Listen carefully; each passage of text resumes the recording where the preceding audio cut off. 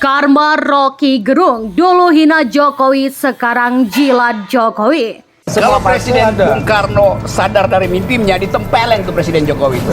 Karena bukan itu konsepnya. Benar, serius saya.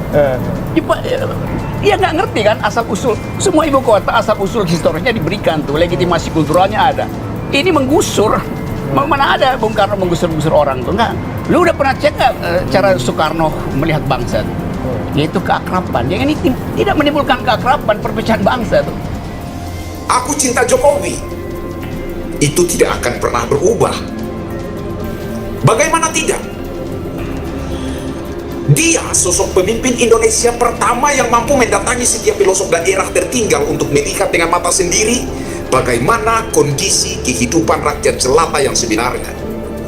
Mendengar keluh kesah rakyatnya lalu menghadirkan solusi bagi seorang bapak yang begitu mencintai anak-anaknya. Oh, saya dihina, saya dimaki-maki, difitnah udah biasa. Baca ini, hati-hati, ini kebebasan berpendapat. Tapi kalau menyebabkan ketertiban masyarakat di daerah menjadi terganggu, beda soal. Inilah Rocky Gerung, sepintar-pintarnya orang ini menghina. Ternyata dialah yang menjadi sosok yang paling terhina di antara yang terhina. Manusia yang sering mendengung-dengungkan Presiden Jokowi sekarang mulai menjelajah dan mengemis kepada Jokowi, mengemis kepada pemerintah untuk dibela.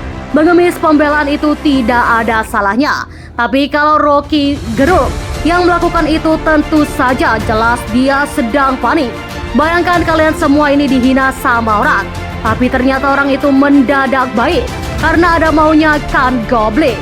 Bukan Rocky Gerung kalau dia tidak dungu.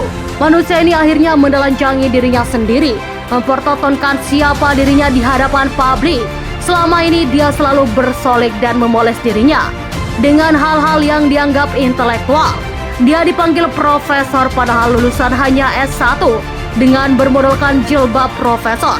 Dia bisa-bisanya mendungu-dungukan orang, sekarang dia kena karma. Kena mental banget kalau kata orang-orang masa kini. Selama ini Rocky Gerung menjadi sosok yang merasa pintar. Saking pintarnya dia bisa mendungu-dungukan orang, mendungu-dungukan lawan bicara yang berbeda pandangan.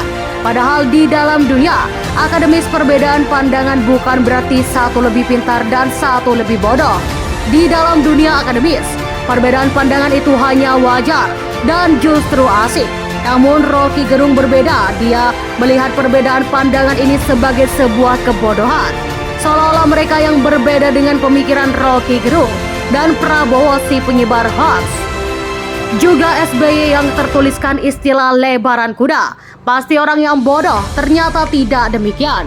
Justru di dalam dunia akademis, perbedaan pendapat justru bisa membuat diskursus jadi jauh lebih tajam. Karena dengan perbedaan pendapat ini ibarat saling mengasah pemikiran, saling menajamkan. Manusia menajamkan manusia, seperti batu menajamkan batu. Sekarang ini Rocky Gerung memberikan narasi bahwa mereka yang mendukung Jokowi adalah orang yang bodoh, orang yang tidak memiliki intelektual dan dianggap dungu. Bahkan presidennya sendiri yang dipilih oleh rakyat Indonesia secara mayoritas, selain memamerkan jabatannya, dia sering memamerkan rumahnya di Bojongkoneng yang dianggap asri, keren-keren dan bagus. Tapi ternyata rumahnya seperti otaknya bodoh, gede, bohong, palsu. Ternyata tidak mencerminkan siapa sesungguhnya dia. Dia hanya memakai kosmetik untuk menutupi kesepiannya. Dia memakai hal yang begitu kelihatan indah dari luar, tapi ternyata semua dilakukan untuk menutupi keburukannya yang ada di dalamnya. Dia ini orang bodoh, rumahnya bodoh, ternyata dirinya juga bodoh. Dibela juga semakin bodoh. PT Sentul City akhirnya buka-bukaan soal somasi yang mereka layangkan kepada penjilat politik, yakni Rocky Gerung, atas kepemilikan tanah di Desa Bojongkoneng, Kecamatan Babakan, Medan, Kabupaten Bogor, Jawa Barat yang tengah ramai di media pemberitaan. Bagaimana pendapat Anda tentang berita ini? Silakan tulis kolom komentar.